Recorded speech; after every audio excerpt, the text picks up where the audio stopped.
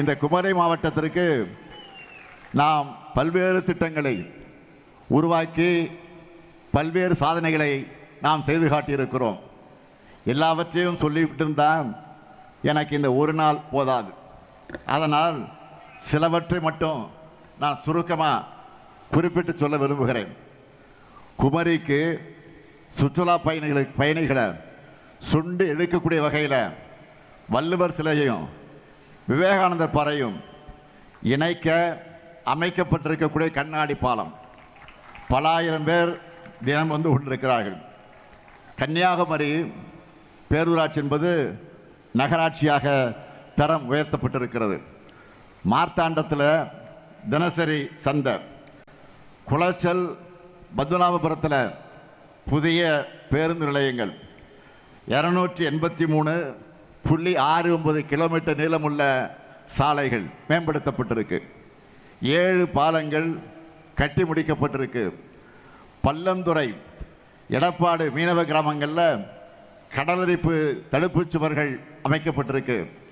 கோட்டார் புனித சவேரியா தேவாலயம் சீரமைக்க நிதி உதவி செய்யப்பட்டிருக்கு. திருவட்டாறு ஆதிகேசவ பெருமாள் கோயிலுக்கு 400 ஆண்டுகள் கழித்து குடமுழுக்கு நடத்தப்பட்டிருக்கு. நாகர்கோவில் மாநகராட்சியில் 55,709 வீடுகளுக்கு குடிநீர் இணைப்புகள் வழங்கப்பட்டிருக்கு. தோவாலை மலர் சந்தை வளாகம் முழுவதும் உயர்மட்ட கூரை அமைக்கப்பட்டிருக்கு. பத்மநாபபுரத்தில் மத்திய ஆய்வகம் அமைக்கப்பட்டிருக்கு.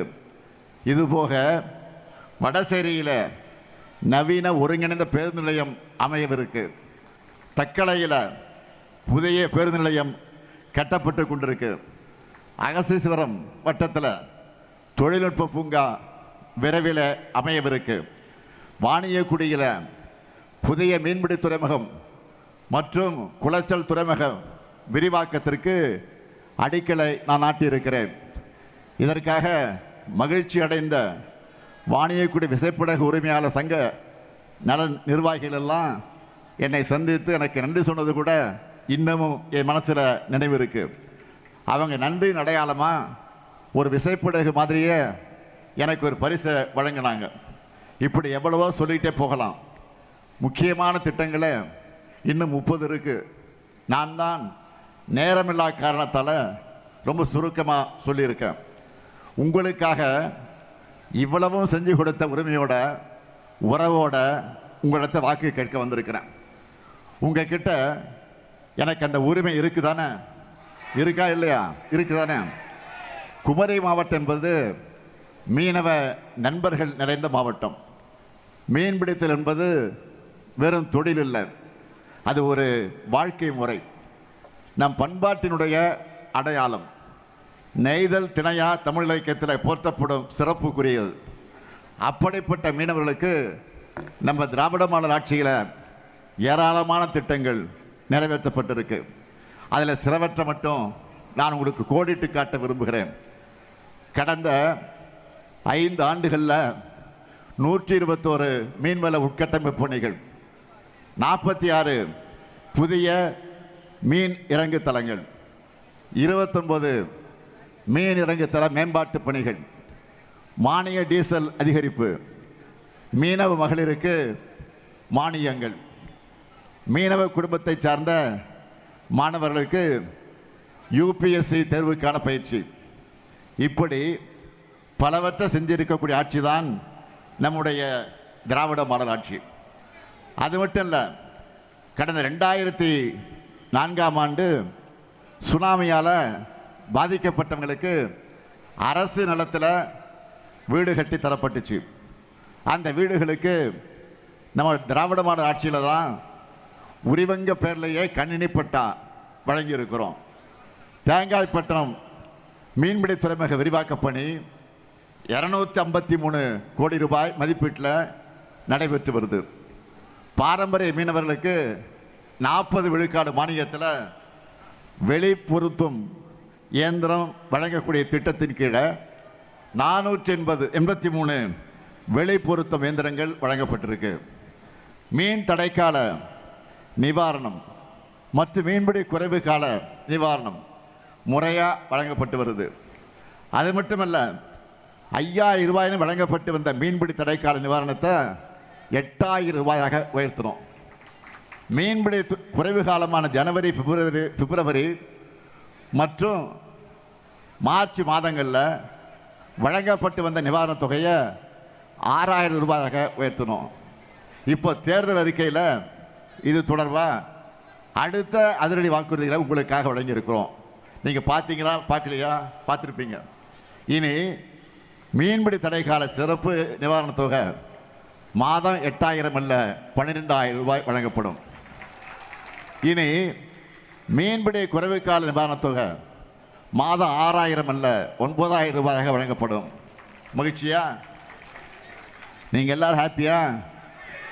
அதே போல் மீனவ மக்களுடைய சேமிக்கக்கூடிய பழக்கத்தை ஊக்குவிக்கிற விதமாக தமிழ்நாடு மீனவ மகளிர் சேமிப்பு நிவாரண திட்டம் செயல்படுத்தப்பட்டு வருது. கடந்த 5 வருஷத்தில் 117 கோடியே 94 லட்சம் ரூபாய் சேமிப்பு நிவாரணம் வழங்கப்பட்டிருக்கு. இன்னைக்கு காலையில் மீனவ கிராமங்களுக்கு சென்று மக்களை சந்திச்சப்போ என்கிட்ட சில கோரிக்கைகளை உரிமையோடு வச்சாங்க.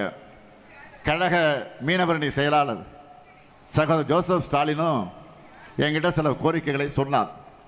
அதன் அடிப்படையில் சில புதிய வாக்குறுதிகளையும் மீனவர்கள் நிறைந்த குமரி மாவட்டத்திலிருந்து உங்களுக்கு நான் வழங்குகிறேன். மீனவர் நல வாரியத்தில் உறுப்பினர் சேர்க்கைக்கான வயது வரம்பு 65 70 வயதாக உயர்த்தப்படும்.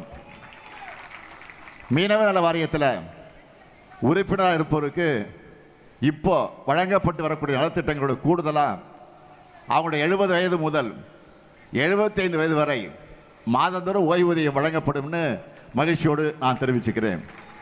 இப்படி மீனவர்களுடைய உண்மையான நண்பனா, உற்ற தோழனா செயல்பட்டு வருது உங்கள் திராவிட மாடல் அரசு.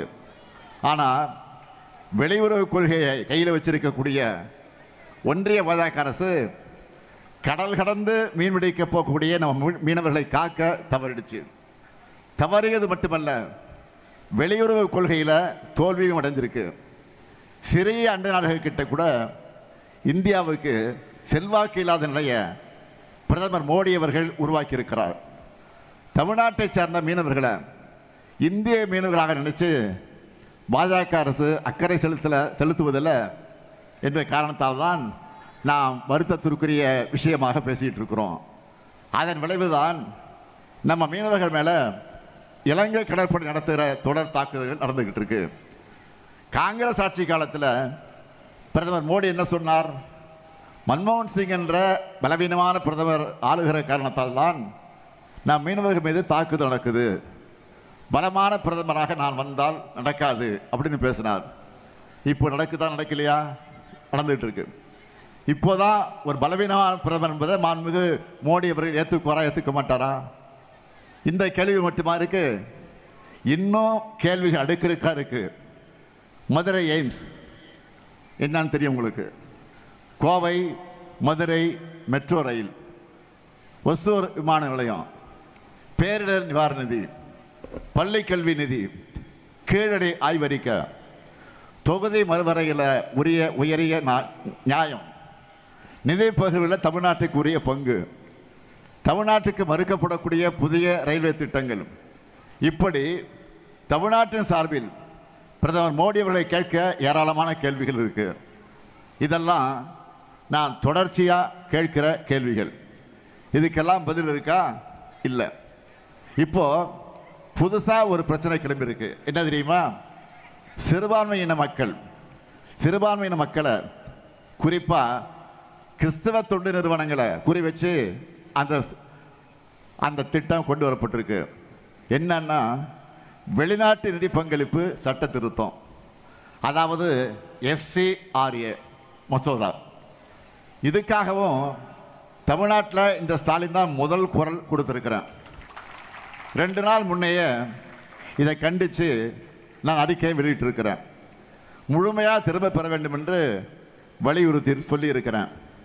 நேற்று மீண்டும் பிரதமர் அவர்களுக்கு அரசின் சார்பில் விளக்கமாக நான் கடிதம் எழுதியிருக்கிறேன். இந்த சட்ட திருத்தத்தால் இந்தியா முழுக்க கிறிஸ்தவ சமுதாய மக்கள் கொதிச்சு போயிருக்காங்க. சான்றுகளை சமர்ப்பிப்பதில் சிறிய தாமதம் உள்ளிட்ட பிற காரணங்களை சுட்டிக்காட்டி ஒரு அமைப்போட அங்கீகாரத்தை ரத்து பண்ணி அவங்க கிட்ட இருக்கக்கூடிய நிதியையும் சொத்தையும் பறிச்சிக்க இந்த குடும்ப சட்டம் வழிவகுக்கப்படுகிறது. சொத்துனா மக்களுக்கு சேவையாற்றுகிற மருத்துவமனைகள், பள்ளிக்கூடங்கள், விடுதிகள் இவைதான். இன்னும் கொடுமை என்னன்னா, பாதி நிதியை வெளிநாட்டிலிருந்து பெற்று மீதியை உள்நாட்டிலிருந்து பெற்று உருவாக்கின சொத்துக்களை கூட இந்த சட்டம் வந்தால் அதை முடக்கிட முடியும். பிரதமர் மோடி அவர்கள் கண் துடைப்புக்காக பல கிறிஸ்துவ அமைப்பு நிகழ்ச்சிகளை கலந்துக்கிட்டு ஏழைகளின் கல்விக்காகவும் மருத்துவத்துக்காகவும் அவங்க செய்கிற செயல்களெல்லாம் பாராட்டி பேசினார். ஆனால் இப்போ என்ன செய்கிறாரு? இதுதான் அவருடைய உண்மையான முகம். இப்படி திடீர்னு இப்படி தன்னிச்சையான கொடுங்கல் சட்டத்தை கொண்டு வந்தா குறிப்பாக பட்டியலின மக்கள், பழங்குடியின மக்கள், கிராமப்புற ஏழைகள் தான் அதிகம் பாதிக்கப்படுவாங்க. நிதி தரக்கூடிய, நிதி தருவதற்கு முன்வரக்கூடியவங்க அச்சுறுத்துகிற மாதிரியும் பிரிவுகள் இந்த சட்டத்திட்டத்தில் கொண்டு வந்திருக்கிறாங்க. இந்தியா முழுக்க ஆயிரக்கணக்கான கிறிஸ்துவ கல்வி மருத்துவ அமைப்புகள் இயங்கி வருது. அதெல்லாம் இல்லாமல் போனால் அரசால் அவங்க பண்ணிட்டு வர சேவையை உடனே இட்டு நிரப்ப முடியாது என்பதையும் என்னுடைய கடிதத்தில் அதை நான் சுட்டி காட்டியிருக்கிறேன். மொத்தத்தில் இந்த சட்ட திருத்தம் மத சுதந்திரம் மற்றும் சமூக சேவை விரும்புகிற மக்கள் மீதான கடுமையான தாக்குதல், அரசியலமைப்பு வழங்கக்கூடிய உரிமைகளை பறிக்கக்கூடிய செயல். கிறிஸ்தவ மக்கள் அதிகம் வாழுகிற, தேவாலயங்கள் அதிகம் இருக்கக்கூடிய கேரளா, அசாம் மாநிலங்களில் தேர்தல் நடக்க இருக்கக்கூடிய காரணத்தால் இப்போதைக்கு அவங்க பயந்து போய் பாஜக அரசு கொஞ்சம் பின்வாங்கி இருக்கு. ஆனால் கூடிய விரைவில் சிறப்பு கூட்டத்தொடர், நாடாளுமன்றத்தினுடைய சிறப்பு கூட்டத்தொடரை கூட்டி இந்த மசோதாவை நிறைவேற்ற சட்டமாக்குவதுதான் பாஜக அரசுடைய சதி திட்டம். கிறிஸ்தவ தொண்டு நிறுவனங்களால் இந்துக்களும் தான் அதிகம் பயனடைகிறாங்க. மதவரி பார்வையோடு மனிதநேய செயல்பாடுகள் மேலே தொடுக்கக்கூடிய இந்த தாக்குதல் ஒரு மதத்திற்கு எதிரானது மட்டுமல்ல, இது மனித குலத்திற்கே எதிரானது. இந்தியா மேலே உலக அளவில் அழிக்க முடியாத களங்கத்தை இந்த சட்டம் ஏற்படுத்துகிற ஆபத்து இருக்கு. நாடாளுமன்றமே முடங்கக்கூடிய அளவுக்கு எதிர்க்கட்சி உறுப்பினர்கள் இதை எதிர்த்து பேசியிருக்காங்க.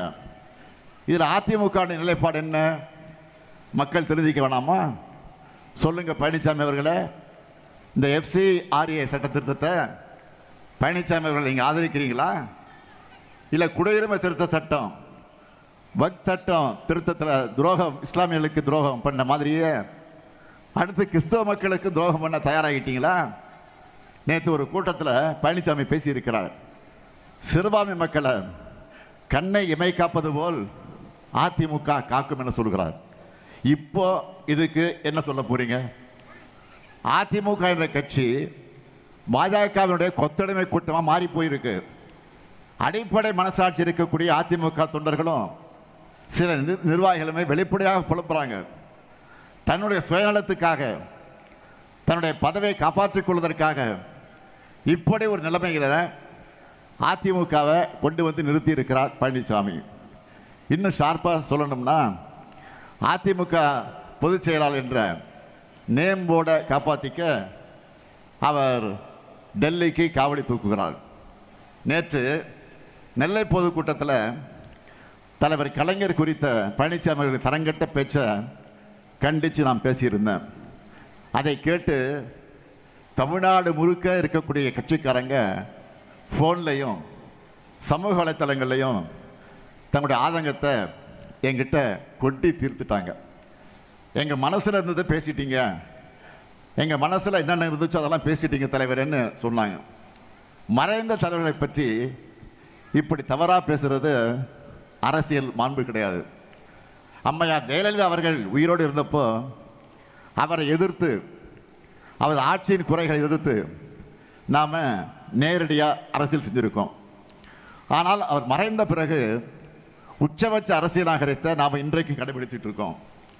திண்ணையில கிடந்தவனுக்கு திடுக்குன்னு யோகா அடிச்ச மாதிரி பழனிசாமி கிட்ட அந்த நாகரிகத்தை எதிர்பார்க்க முடியுமா? அவர் இப்படி பேசுறது முதல் முறையும் கிடையாது, இது ஃபர்ஸ்ட் டைம் கிடையாது. 2019 தேர்தலின் போது கலைஞரை வீட்டு சிறையில் வச்சிருக்காங்க, அதை பற்றி அரசு விசாரிப்போம்னு வாய்க்கொழுப்போடு பேசினார். அதற்கு பிறகு என்னாச்சு? மக்களால் தோற்கடிக்கப்பட்டார் பழனிசாமி.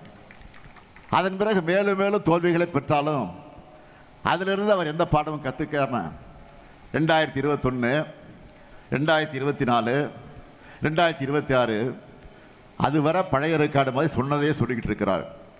தமிழ்நாட்டு மக்கள் கொள்கையை பேசுவதைத்தான் ஆதரிப்பாங்களே தவிர வாய் கொழுப்போடு பேசினா அதை வரவேற்க மாட்டாங்க.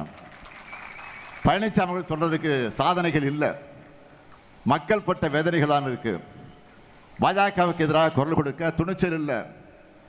உதவியர்கள் மேலே அவருக்கு உதவிய மேலே நன்றி உணர்வு இல்லாமல் மனசு முழுக்க துரோகம் செஞ்ச நெஞ்சு தான் இருக்கு.